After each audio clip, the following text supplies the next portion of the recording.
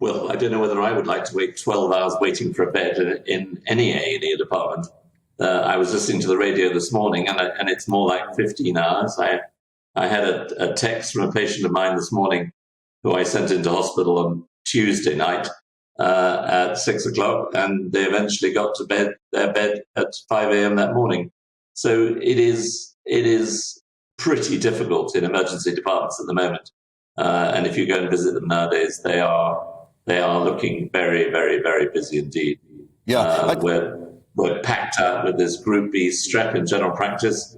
Every paediatric emergency department is overflowing with sick kids.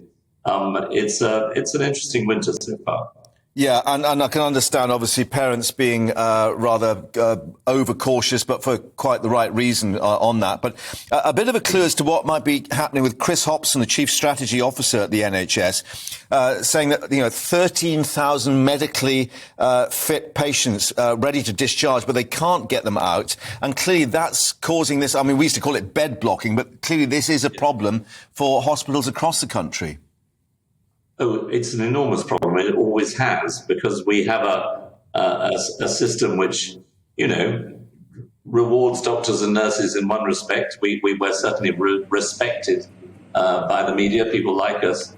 But nobody talks about those care workers that are putting in huge quantities of work for absolute minimum wages. And their job is to look after people at home after they've come out of hospital, or to stop them going into hospital in the first place. We need a properly financed, properly working care system so that we can have a system that works all the way through.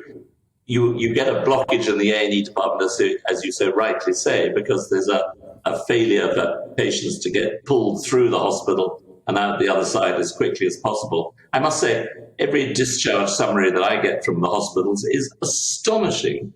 I'm always amazed at the amount of work that they do in those 2 or 3 days that the patient is in the hospital. They've had 3 or 4 scans, a procedure or 2, lots of blood tests. So they are working their guts out in our local hospitals.